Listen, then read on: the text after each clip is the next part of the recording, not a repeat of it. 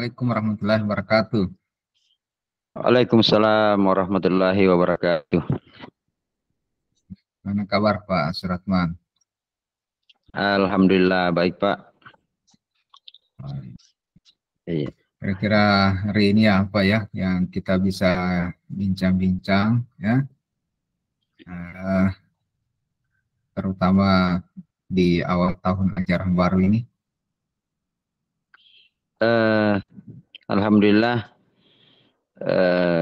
ada sebenarnya permasalahan yang ingin saya sampaikan Pak dengan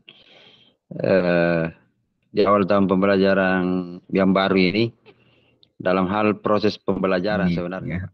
Iya. Nah, kira-kira situasinya sekarang ini seperti apa Pak? Iya. Terima kasih Pak. Yang kita bincangkan. Iya. Terima kasih Pak. Sebenarnya saya ingin menyampaikan perihal tentang keadaan siswa saya di ketika mengikuti mata pelajaran saya. Sini adalah seorang murid yang seringkali melanggar aturan. Bagaimana kira-kira ya Pak cara saya untuk menanggapi hal ini? Oh iya, melanggar aturan ya. Aturan. Seperti apa itu pelanggaran yang sering dilakukan oleh siswa?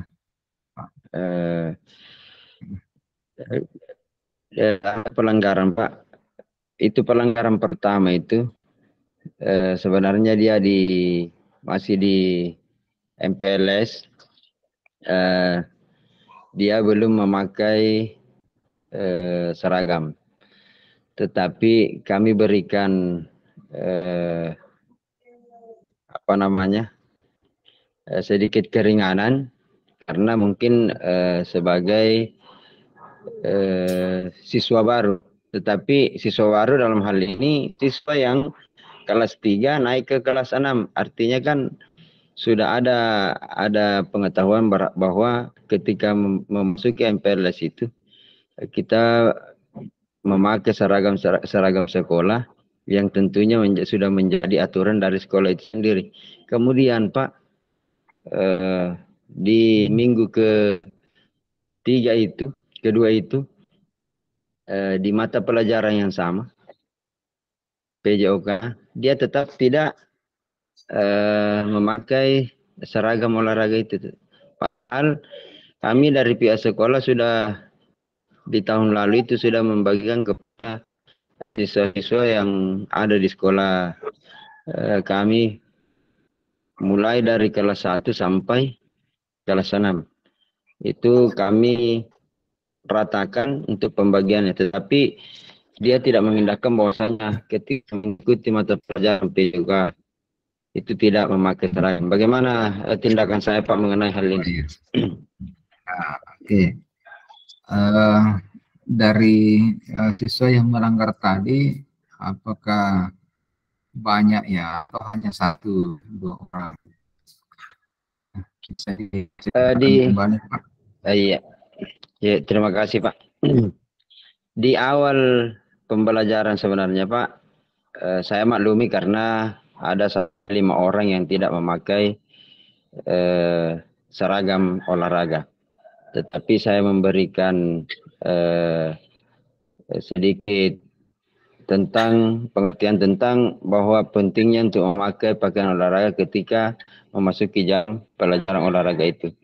Tetapi di pertemuan selanjutnya tinggal 1 orang, tetapi dia melanggar di pertemuan pertama. Berlanjut ke pertemuan kedua, anak ini masih anak yang sama, tetap melakukan hal seperti itu dan alasannya tetap sama bahwa pakaiannya dicuci. Yang saya jadi pertanyaan di sini, kenapa harus dicuci? Lantas belum pernah dipakai atau digunakan di sekolah. Jadi iya. Ya, sejauh mana kira-kira Pak Suratman siswa yang melanggar ini tidak menggunakan kostum olahraga berpengaruh dengan pembelajaran PJOK? Apakah memang memiliki pengaruh yang memang riskan, atau sama saja? Kenapa ya harus seragam baju kaosnya? Jangan sampai misalnya anak-anak ini itu terkendala dengan baju kaos olahraga. Yang penting kan tujuan, Pak. Iya. Iya, terima kasih Pak. Sebenarnya saya masih memberikan keringanan kepada siswa ini. Seandainya Pak yang melakukan seperti ini yang tidak berpakaian olahraga itu adalah laki-laki, ini yang tidak terlalu dipersulitkan. Artinya tidak terlalu jadi kendala ketika melakukan suatu kegiatan berolahraga. Nah, ini yang jadi permasalahan juga adalah senam lantai. Artinya kita lakukan di matras. Sedangkan yang tidak memakai seragam adalah perempuan. Yang jadi permasalahannya ketika melakukan roll ke depan, roll ke belakang, atau bahkan loncat harimau dan memakai kostum rok, nah ini yang sangat susah Pak. Yang saya perhatikan di sini bagaimana menjaga keselamatan siswa, kemudian bagaimana bisa melakukan pembelajaran itu dan mencapai tujuan dengan baik. Tetapi ketika ada permasalahan seperti ini akan menjadi suatu kendala bagi saya. Oh, iya. Jadi pengaruh Pak ya. Pengaruh, iya. Nah, ini siswa perempuan, murid perempuan ya. Iya. Kalau laki-laki tidak kalau iya. Iya Pak. Yang kedua pun juga Pak, kalau misalnya keseragaman, saya kira tidak perlu seragam. Artinya yang penting berpakaian olahraga.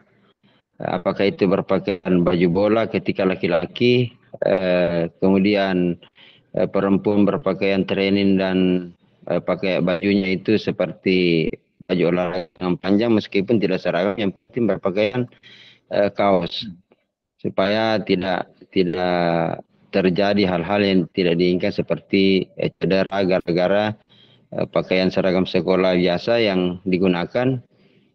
Kemudian ketika melompat mungkin juga akan menghalangi gerakannya ketika memakai rok. Ini yang saya jadi pertimbangan bagi saya untuk bagaimana bisa mendapatkan dari Bapak apa hal-hal yang bisa saya lakukan Pak ketika menghadapi murid seperti ini.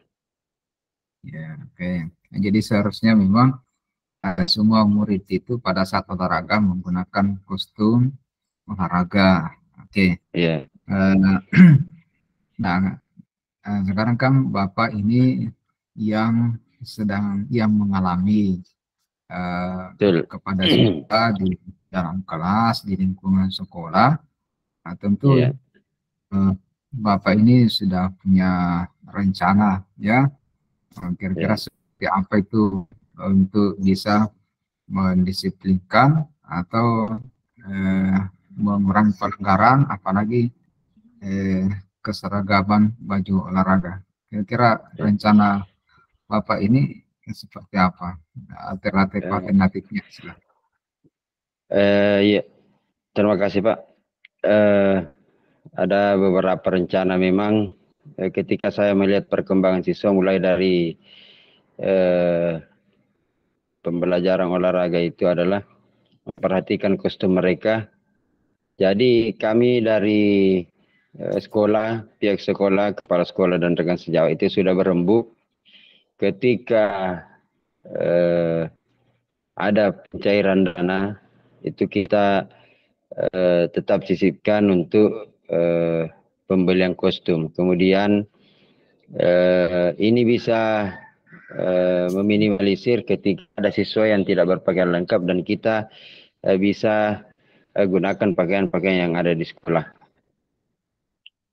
Pembelian kostum ini dari dana BOS atau dari guru olahraganya Pak? Sebenarnya ini ada bantuan juga dari teman-teman bukan cuma dari dana-dana BOS itu Pak, tetapi ada inisiatif dari kepala sekolah bahwa saya memasukkan uang sekian, terutama guru olahraga juga, karena ini adalah bagaimana memberikan potensi untuk siswa-siswa ketika melakukan pembelajaran olahraga. Kemudian Pak, ini juga kami sampaikan kepada rekan-rekan yang lain, rekan-rekan sejawat yang lain, ketika ada siswanya atau walinya yang tidak berpakaian lengkap, itu bisa kita gunakan. Dan ini ketika ada pengadaan seperti ini, kami simpan di kelasnya masing-masing. Ketika jam pelajaran olahraga itu pada saat itu adalah kelasnya dan ada yang tidak memakai seragam, itu kita bisa gunakan. Oh iya, oh iya.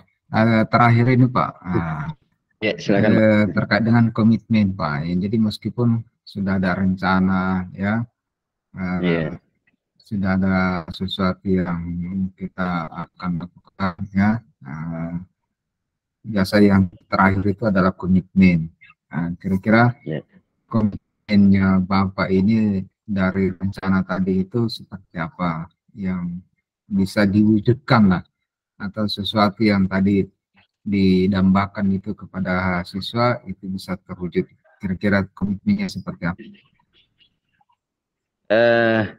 Saya mempunyai komitmen untuk ini bisa terwujud ketika melihat kondisi siswa yang mungkin pada saat itu saya belum tahu dari keadaan atau latar belakangnya Pak, tetapi saya tetap ngotot untuk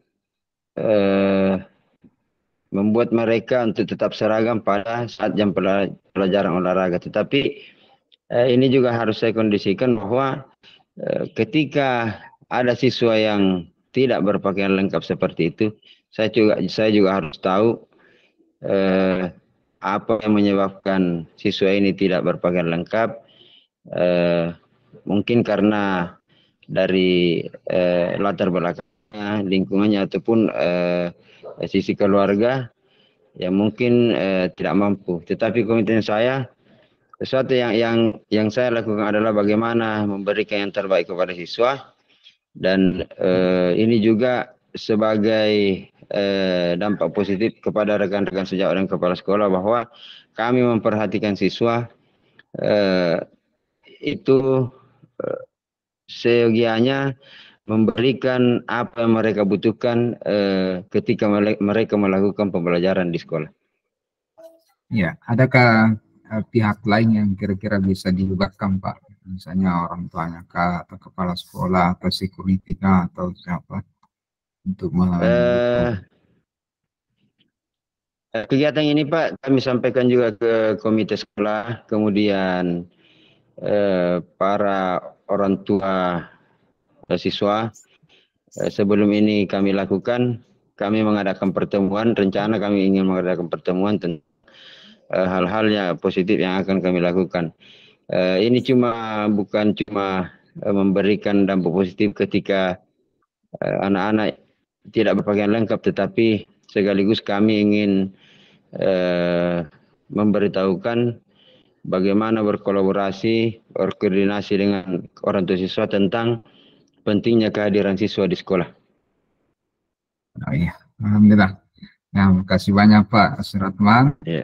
Antara berbagi, ya, dan kita juga menjadi banyak tahu tentang situasi saat ini. Semoga apa yang kita lakukan itu memang semua, kata Pak Dr. Syahrir, ada 3 yang harus diperhatikan, ya.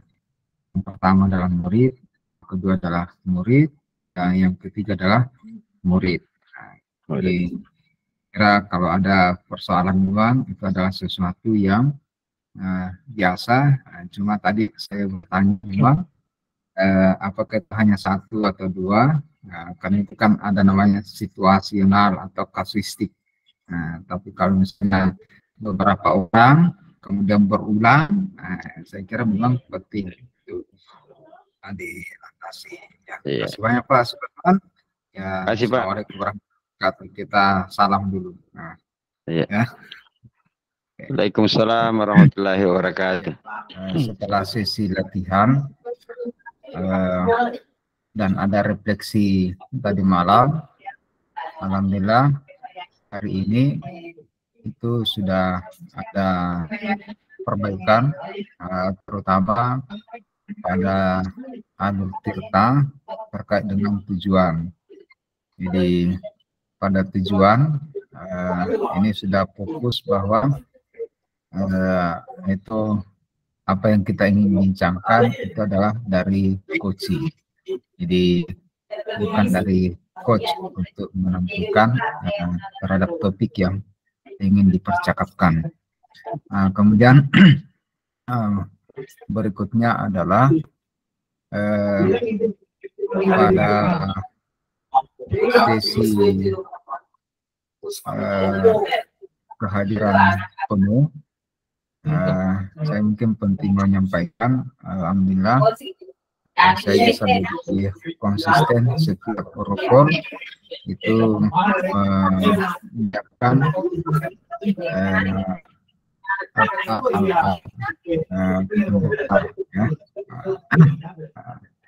ini bisa menjadi membantu bisa lebih konsisten sehingga bisa kita berdiskusi meskipun itu lama, bahkan meskipun mungkin bisa 10 jam, insya Allah Pak. Kemudian terakhir itu adalah terkait dengan tujuan sesuatu target yang ada pada komitmen awal bahwa ini pasti ada hasil, dan hasilnya ini sesuatu yang terbaik karena nanti pada akhirnya akan di-upload di LMS selaku tugas. Jadi memang kita harus mempersiapkan diri lebih awal, dan itu kita punya komitmen Pak. Demikian Pak, terima kasih banyak. Assalamualaikum warahmatullahi wabarakatuh.